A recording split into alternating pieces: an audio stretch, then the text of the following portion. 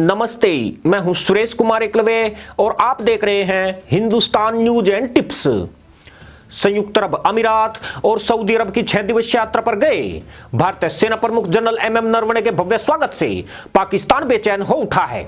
पाकिस्तान को डर है कि कहीं भारत उसके सबसे बड़े एटीएम यूएई और सऊदी अरब को इस्लामाबाद से दूर ना कर दे।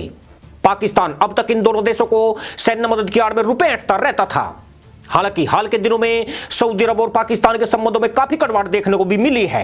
जनरल नरवणे ने अपने पहले पड़ाव में संयुक्त अरब अमीरात के लैंड फोर्सेज एंड स्टाफ के कमांडर मेजर जनरल साले मोहम्मद साले अल अमीरी से मुलाकात की है। यह मुलाकात बेहद खास मानी जा रही है। पिछले कुछ सालों में दोनों देश काफी करीब आए हैं। यूएई भारत में 100 अरब डॉलर से ज्यादा का निवेश भी कर रहा है। इससे भारत और यूएई के आर्थिक रिश्ते बेहद मजबूत हुए हैं। अब दोनों देश सैन्य संबंधों को भी ऊंचाइयों पर ले जाना चाहते हैं। जनरल नरवणे का यूएई और सऊदी अरब का दौरा इसी लिहाज से अहम माना जा रहा है। भारत खाड़ी देशों से पाकिस्तान को पूरी तरह अलग थलग करने की कूटनीति आगे बढ़ा रहा है। यह देश पाकिस्तान की आर्थिक सहायता के प्रमुख स्रोत रहे हैं, मगर पिछले कुछ अरसे से उसका यह स्रोत पूरी तरह बंद हो चुका है। इन दोनों देशों के साथ पाकिस्तान के सैन्य संबंध अभी भी बने हुए हैं। ऐसे में भारत उसकी यह भूमिका भी पूरी तरह खत्म कर देना चाहता है। खुद पाकिस्तान को भी डर सता रहा है कि भारत खाड़ी देशों में उसके खिलाफ एक नेक्सस तैयार कर रहा है। अमेरिका के बाद भारत ने मध्य एशियाई देशों पर अपनी अच्छी खासी पकड़ बना ली है। एक जमाने में इन खाड़ी देशों में पाकिस्तान की तूती बोलती थी। पाकिस्तान के हाथ में परमाणु बम की टेक्निक आई तो यहाँ उसका रुतबा कई गुना बढ़ गया था। मगर पिछले कुछ वक्त से पाकिस्तान लगातार हाशिए पर जा रहा है, जिसके विकल्प के तौर पर खाड़ी देशों में भारत की अहमियत निरंतर बढ़ी है। पूर्व में भारत और खाड़ी देशों के बीच रिश्ते केवल व्यापार तक सीमित थे, मगर अब यह मजबूत सैन्य संबंधों की तरफ भी बढ़ रहे हैं। जनरल नरवणे के दौरे का मकसद भी यही है कि खाड़ी के इन दो ताकतवर देशों के साथ रक्षा सहयोग और ज्यादा मजबूत किया जाए। यूएई ने जनरल नरवणे के स्वागत में कोई कसर नहीं छोड़ी है। संयुक्त अरब अमीरात के लैंड फोर्सेज के मुख्यालय में जनरल नरवणे का गार्ड ऑफ ऑनर देकर स्वागत किया गया, जिसके बाद उन्होंने मार्चेस पॉइंट पर पुष्प चक्र अर्पित किया। भारतीय सेना के अतिरिक्त सार्वजनिक सूचना महानिदेशालय ने कहा है कि सेना प्रमुख ने लैंड फोर्सेज एंड स्टाफ के कमांडर मेजर जनरल साले मोहम्मद साले अल अमीरी से मुलाकात की है और आपसी हितों और रक्षा सहयोग के मुद्दे पर चर्चा की है। जनरल नरवणे ने land forces institute, infantry school and armoury school का भी दौरा किया है। सेना प्रमुख के इन महत्वपूर्ण ठिकानों पर जाने के पीछे कई कयास लगाए जा रहे हैं। बताया जाता है कि यूएई अपने सैन्य बलों को प्रशिक्षण के लिए भारत को एक बड़ी जिम्मेदारी देने पर विचार कर रहा है। वह पाकिस्तान पर अपनी सैन्य निर्भरता खत्म करने की कोशिश में है। दोनों देशों को ऐसी अपेक्षाएं हैं कि सेना प्रमुख की इस यात्रा से रक्षा और सुरक्षा के क्षेत्र के सहयोग में दोनों देश करीब आएंगे। जनरल नरवणे की यात्रा ऐसे समय हो रही है जब खाड़ी क्षेत्र में तेजी से घटनाक्रम बदल रहे हैं और इन घटनाक्रमों में कई अरब देशों का इजराइल के साथ संबंधों का सामान्य होना है। वही यह यात्रा ईरान के शीर्ष परमाणु हथियार वैज्ञानिक मोहसिन फखरेजादे की हत्या के बाद पैदा हुई परिस्थितियों के बीच हो रही है। पाकिस्तान भी चीन के साथ मिलकर होर्मुज की खाड़ी और अदन की खाड़ी के बीच गश्त कर रहा है। ऐसे में भारत भी यूएई और सऊदी अरब की मदद से इस क्षेत्र में अपनी ताकत बढ़ाने की तैयारी में है। जनरल नरवणे के 9 से 10 दिसंबर तक के इस दौरे ने पाकिस्तान और चीन की बेचैनी बढ़ा दी है। पाकिस्तान की निगाह 13 और 14 दिसंबर को नरवणे की सऊदी अरब की यात्रा पर टिक गई है, क्योंकि सऊदी अरब में पाकिस्तानी आर्मी की अभी भी मजबूत पकड़ बनी हुई है। पाक फौज के पूर्व प्रमुख राइल शरीफ यहां आतंकरोधी कमांड के प्रमुख है। साथ ही सऊदी के रॉयल पैलेस की सुरक्षा का जिम्मा आज भी पाक सैनिकों के ऊपर है। नरवणे की यात्रा से पूर्व विदेश मंत्री एस जयशंकर ने बहरीन और संयुक्त अरब अमीरात की यात्रा की थी।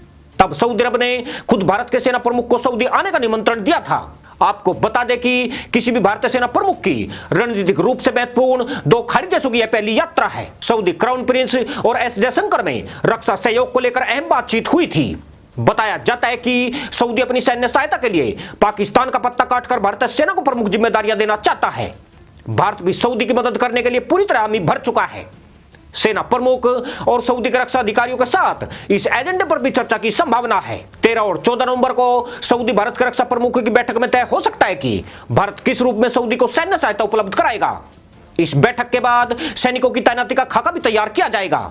मिली जानकारी के अनुसार भारत पहले ही सऊदी को आगाह कर चुका है कि भारत से सैनिक सहायता की एवज में उसे पाकिस्तानी आर्मी पर अपनी निर्भरता खत्म करनी होगी। बदले में भारत सऊदी की सुरक्षा का जिम्मा लेने के अलावा उसके सैनिकों को प्रशिक्षण और अन्य कई सुविधाएं भी उपलब्ध कराएगा। अगर भारत और सऊदी अरब के बीच सैनिक समझौता अंतिम नतीजे तक पहुंचा तो यह पाकिस्तान के लिए किसी बड़े आघात से कम नहीं होगा, क्योंकि सऊदी को सैन्य मदद के नाम पर पाकिस्तान रुपए ऐंठता रहा है। पाकिस्तान के तमाम सैन्य अधिकारी सेना से रिटायर होने के बाद सऊदी अरब भाग जाते हैं। सऊदी की सेना में इन्हें ट्रेनर और अन्य पदों पर नियुक्त कर लिया जाता है। साथ ही पाक के इन सैनिकों को सऊदी की नागरिकता भी दे दी जाती है। आज हजारों की तादाद में पाक फौज के पूर्व सैनिक सऊदी सेना और सुरक्षा से जुड़े महत्वपूर्ण पदों पर विराजमान हैं। ऐसे पाकिस्तानियों की तादाद 16,000 से भी ज्यादा बताई जाती है। यानी भारत इन सभी पाकिस्तानियों का बोरिया बिस्तर बंधवाकर वापस पाकिस्तान फिकवा देना चाहता है। इससे पाकिस्तान की सऊदी अरब में पकड़ ढीली नहीं होगी, बल्कि सऊदी से पाकिस्तान में आने वाले करोड़ों डॉलर की चोट भी पड़ेगी। इसलिए जनरल नरवणे की खाड़ी देशों की यात्रा से डरा पाकिस्तान खाड़ी देशों में अपनी स्वीकार्यता बनाए रखने के लिए माथापच्ची करने में जुट गया है। आज आई खबर के मुताबिक इमरान खान ने पाक फौज प्रमुख के यूएई और सऊदी अरब के दौरे का प्लान बनाया है। दो न्यूज के मुताबिक खाड़ी देशों ने इसकी स्वीकृति फिलहाल नहीं दी है। इससे पहले विदेश मंत्री शाह महमूद कुरैशी के बयान से बिगड़े हुए सऊदी और पाक संबंधों को सुधारने के लिए जनरल कमर जावेद बाजवा सऊदी अरब की यात्रा पर गए थे, मगर उन्हें वहां से बेइज्जत होकर लौटना पड़ा था। Saudi crown prince Mohammed Salman ने उनसे मिलने से इंकार कर दिया था। कुरैशी द्वारा ओआईसी को लेकर दिया गया बयान भारत के लिए कहीं ना कहीं फायदे वाला रहा है, जबकि सऊदी अरब के बगैर अलग से मुस्लिम देशों की बैठक बुलाने वाला बयान पाकिस्तान की बर्बादी की वजह बन चुका है। जबकि इस बयान की वजह से भारत सऊदी की दोस्ती में 4 चांद लग गए हैं। खाड़ी देशों में अपनी पैठ बढ़ाने का भारत के पास यही सही मौका है। इन देशों से पाकिस्तान की रुखसती के चलते भारत अपने प्रभाव का यहां और अधिक विस्तार कर सकता है। इन खाड़ी देशों में 30 लाख के करीब भारतीय रहते हैं। यह भारतीय इन खाड़ी देशों की आर्थिक उन्नति में बड़ी भूमिका निभाते हैं। ऐसे में भारत और खाड़ी देशों के रिश्तों का आर्थिक और कूटनीतिक मजबूती के साथ रणनीतिक रूप से मजबूत होना भी जरूरी है। इसी के साथ अनुमति दोस्तों, जय जवान, जय किसान, जय हिंद, वंदे मातरम।